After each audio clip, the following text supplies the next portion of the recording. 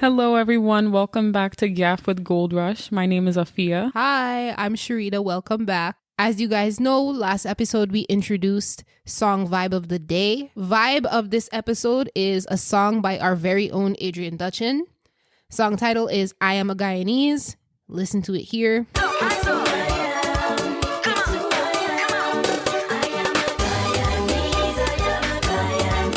Come on, everybody. I am a Guyanese.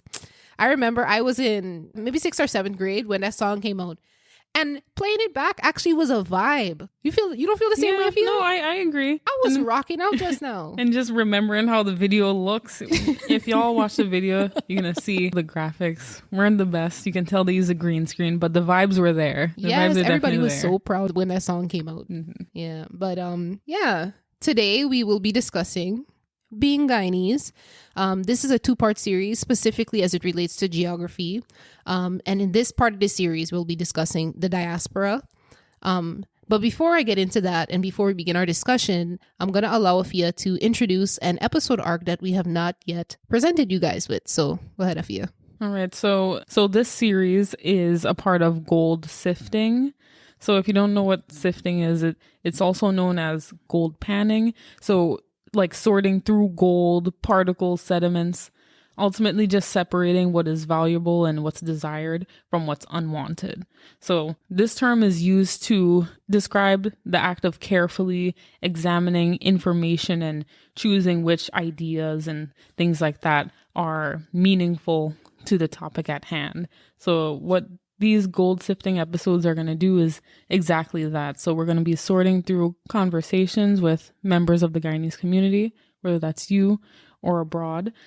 We want to separate fact from gossip and fiction and just debunk any stories or stereotypes about Guyana, the diaspora, and our history. Yeah, so this is very important because there's a lot of misinformation about our history. And when we play telephone with so much of our history, you do lose some aspects of the truth. So we want to, as Afia said, sift for fact versus gossip and fiction. So in this episode, we'll be presenting information that we actually researched and read from a report actually from GYaff. You can find it online. The report's title is The Guyanese Diaspora, and the authors are Michael Matera, Linnea Sandin, and Maripaz Alvarez. Really, really interesting article. So we'll be summarizing some of the information and just adding in, some more of our feedback. So today, as I mentioned before, we'll be talking about diaspora. And we have described the diaspora a number of times on this podcast because, G.O.L.D.R.U.S.H. as an organization is focused on, connecting the diaspora with local Guyanese. But to give you a more solid definition that you can remember as you interact with G.O.L.D.R.U.S.H. on social media and just the organization in general and even the podcast, is that migrant organizations worldwide broadly describe a diaspora as immigrants and their descendants who live outside of a country of their birth or their country of ancestry, whether it's on a temporary or permanent basis, but they still maintain material ties to their country of origin. And so some other people understand the diaspora to be a state of mind or what some would call a psychocultural connection to the homeland. So regardless of maintaining material ties, material meaning maybe land, family, to the country. So whether you have no general ties to Guyana except for blood relation, you're still thought to be a part of the Guyanese diaspora. So you do not have to have a house and cows in Region 4. Shout out Region 4. Shout out Region 4. So to put that in context for us, our Guyanese diaspora are people born in Guyana or people of Guyanese descent. Yes, all 6 ethnicities, as well as the children and descendants of these people who live outside of the country of Guyana. And if you guys forgot about what the 6 ethnic groups of Guyana are, because Guyana is a land of 6 peoples, you have the South Asian or Indians, which is the largest ethnic group in Guyana, followed by those of African descent. And then there's the smaller populations of Chinese, Portuguese, and mixed races. And finally, last but not least, are 9 Amerindian or indigenous groups, making up about 10.5% of the country, and they inhabit mostly the interior regions of the country. Yeah, so you can think of these different ethnic groups as a type of diaspora in itself, since none of them, with the exception of our native Amerindian peoples are actually native to Guyana or the South American continent. But nonetheless, when we use the word diaspora on this podcast, we're referring to persons who are born in Guyana or who have cultural ties to the country. Right. So it's really only recently that Guyana's population has grown, especially due to immigration and remigrants, both legal and illegal immigration, as we referred to in our last episode. Shameless plug, make sure y'all check out that one. Our last episode is just a news episode on recent efforts by the Guyanese police force to be more inclusive to foreign immigrants.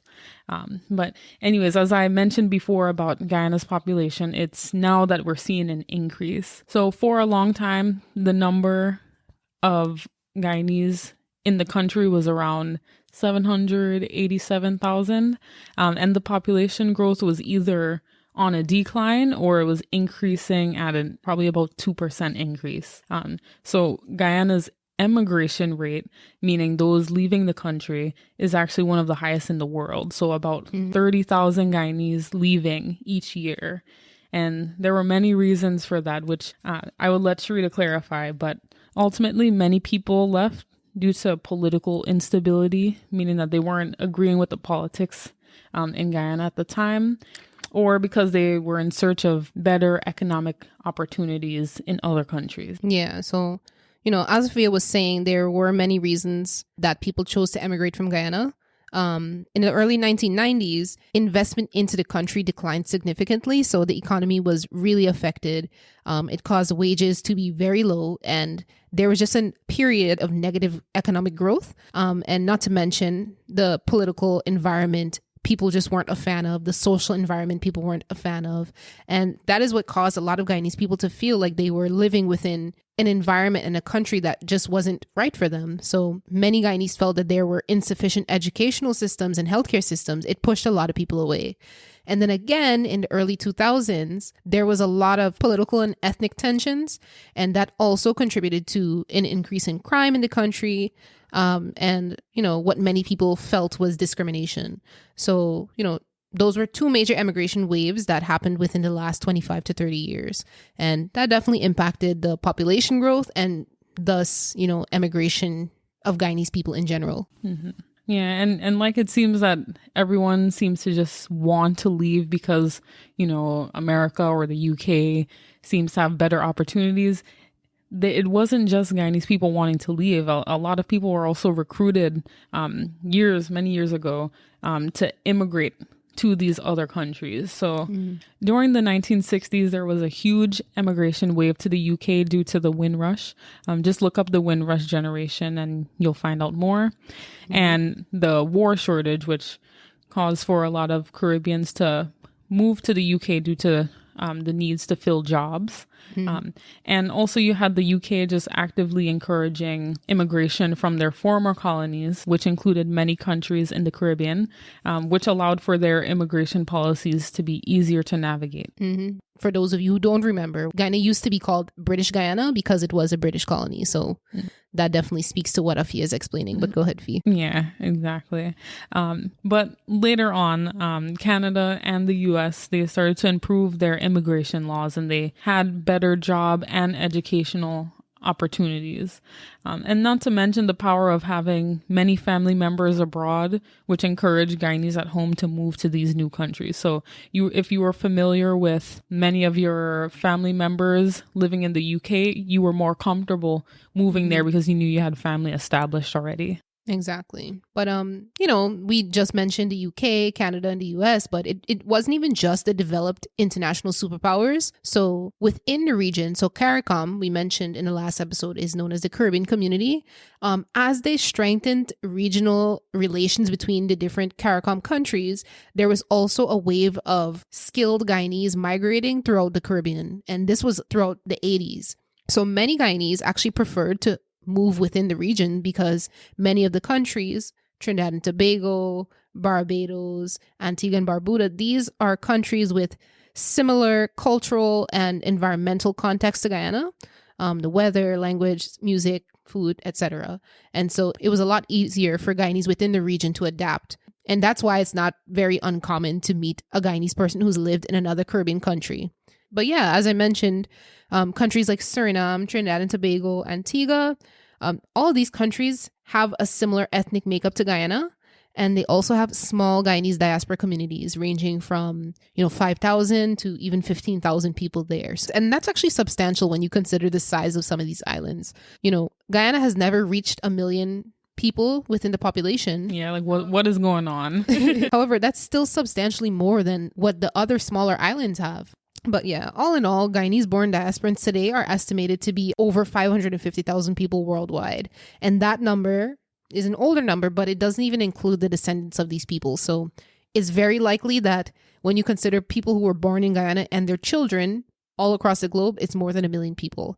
And, one of the anecdotes that Afia and I have always heard, and many other Guyanese have heard, is that there are more Guyanese people and descendants living outside of Guyana than there are Guyanese living in Guyana. Yeah, which is crazy to think about considering how much larger Guyana in landmass is compared to other countries who may have larger population. Yeah.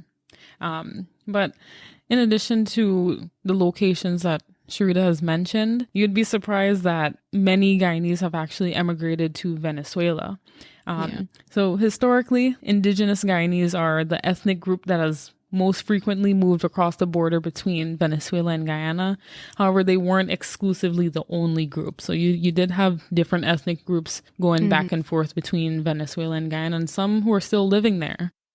Yeah. The largest concentration of Guyanese in Venezuela was previously centered to the far east of Venezuela, so obviously the western border of Guyana, in the town of Puerto Ordaz. Yeah, but this town is located in a city, and you'd be surprised, it's called Guayana City. So which is why a lot of Venezuelans believe that the furthermost western part of Guyana, I believe region 7, is a part of their territory. Doing the most. Yeah.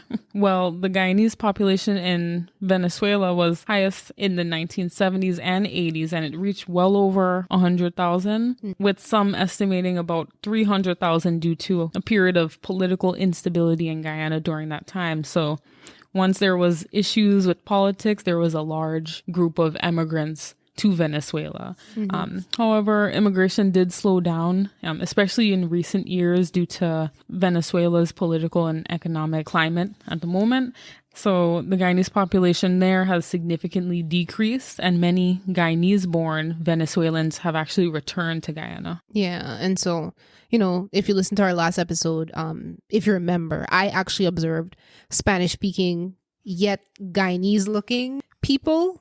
I'm using the phrase looking lightly because we are a land of 6 peoples, but I observed people that looked to be Guyanese, but they were speaking Spanish. So Afia is definitely right when she says that, the Guyanese population has either moved out of Venezuela for, reasons related to their crises, or just returned back to Guyana, but still retained some of the language and the culture that they developed while living in Venezuela. Right. So earlier we mentioned Suriname, the US, the UK, Trinidad, and even Venezuela as to where some Guyanese have emigrated to.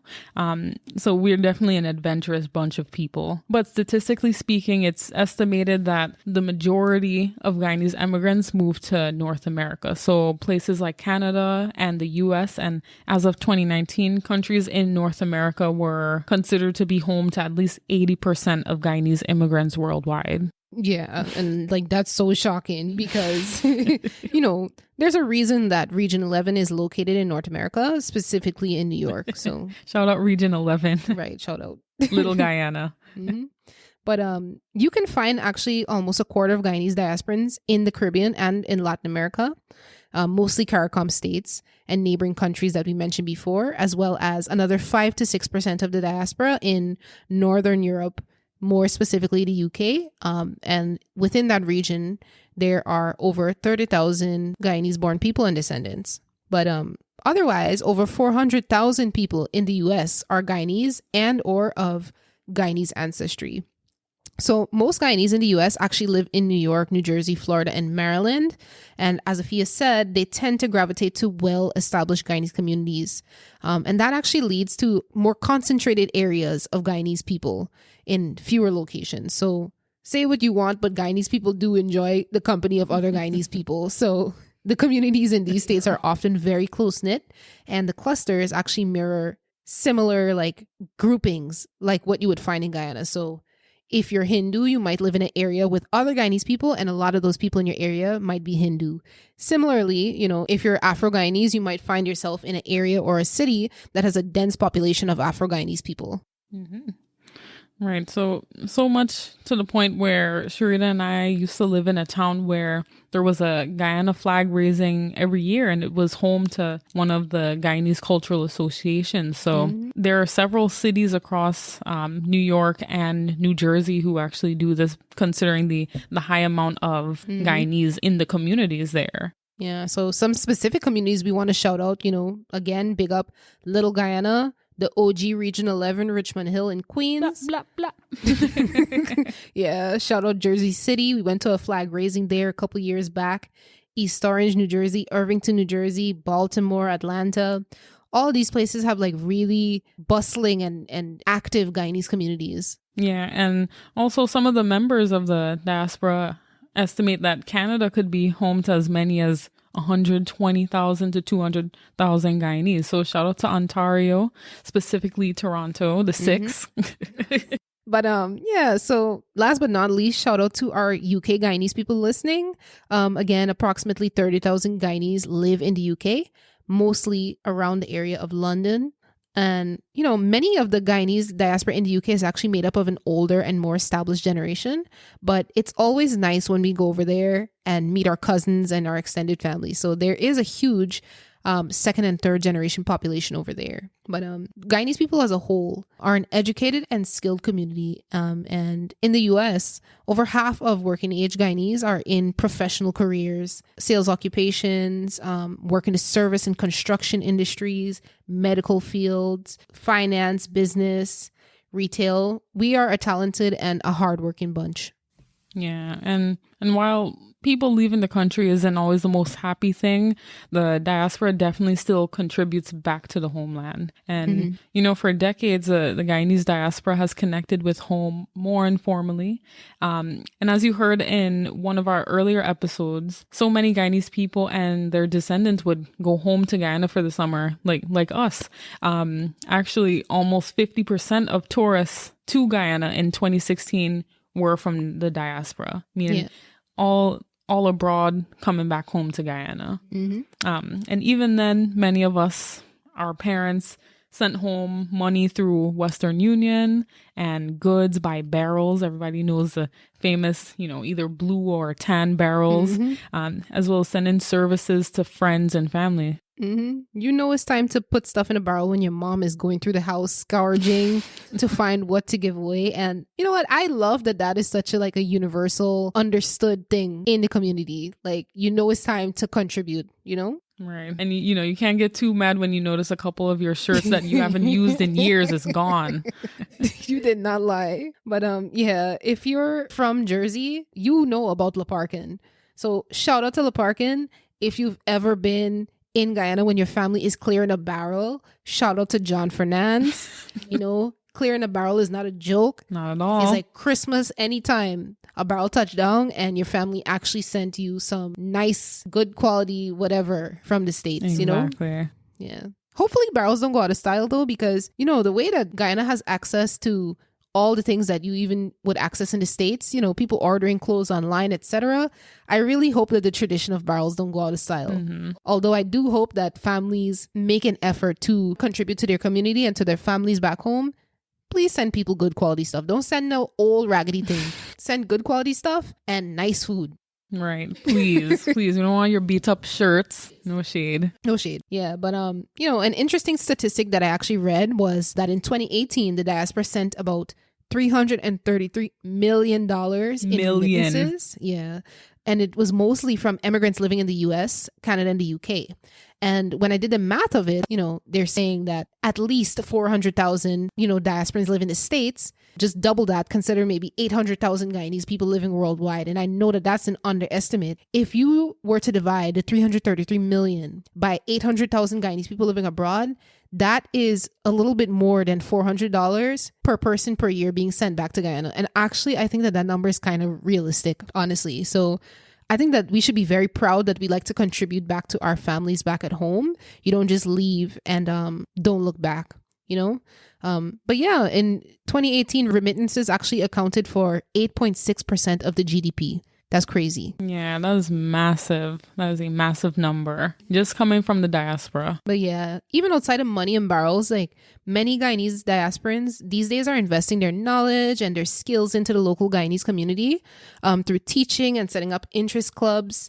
One of my favorite clubs that I am following online is actually STEM Guyana. And it's from a woman who grew up in Guyana and has returned back home to try to give the gift of STEM and teaching STEM to the students in Guyana. And I think that that's an awesome example of, the Guyanese diaspora contributing to the homeland in ways outside of a barrel and, a financial remittance. Yeah. And those who don't know what STEM is, that's science, technology, engineering, and math. So all of those very necessary subjects are being taught right at home to Guyanese children. And yeah, so even in addition to that, there are other Guyanese groups who are sending home medical supplies, school supplies, just advocating for local needs in the community. And, in general, these are things that even G.O.L.D.R.U.S.H strives to do. So big up to these efforts. But yeah, so as we mentioned, this is a 2-part episode with a focus on geography, with this part being related to the diaspora specifically. And so before we close out, I do want to mention a few anecdotes of some of my favorite interactions with people in the diaspora. So, I ran into a lot of Guyanese people when I was in high school.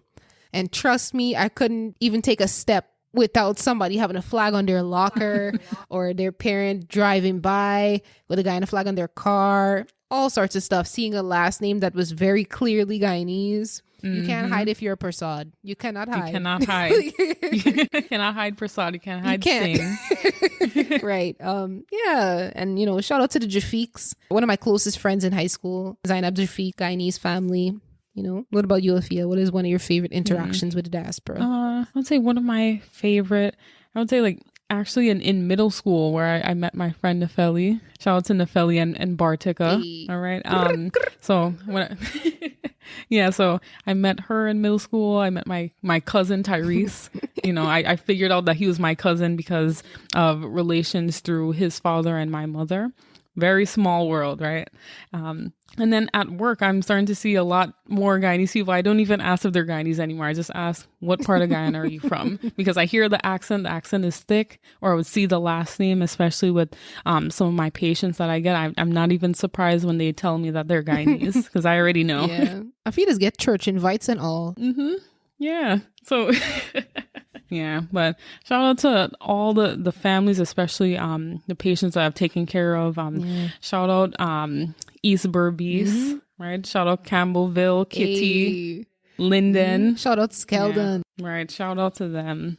Yeah, because you'd be surprised how many Guyanese people you just come across, just in general, especially since we were living in New Jersey. Very large population. Yeah, and also, one of the more recent things, especially since, working in G.O.L.D.R.U.S.H and working to spread more news and connect the community, is that we've been meeting Guyanese people via collaboration. So, we partnered with Street View Vagabond, who is a YouTuber, and he actually reached out to us because he wanted to feature us in his series where, he chooses people from a specific country or community and asks them to identify different locations within their homeland.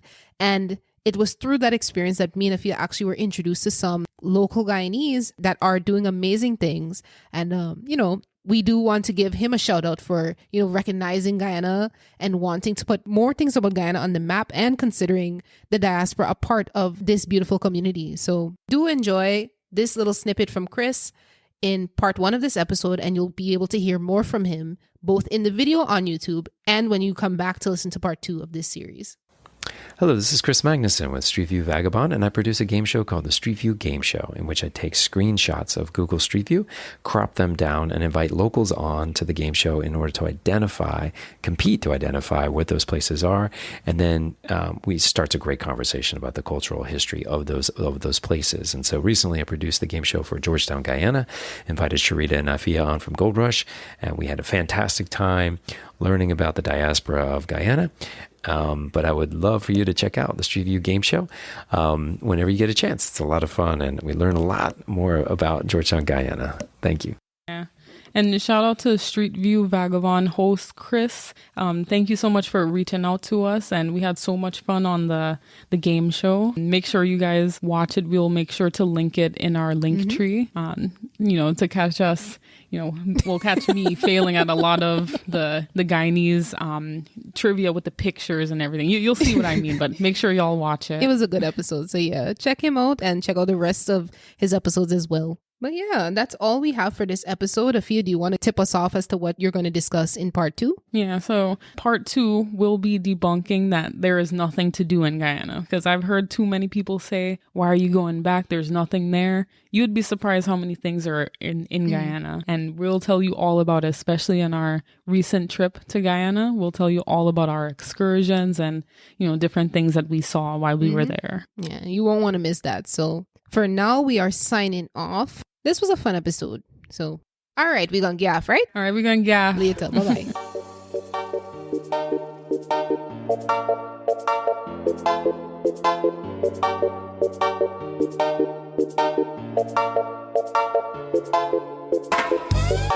Bye-bye.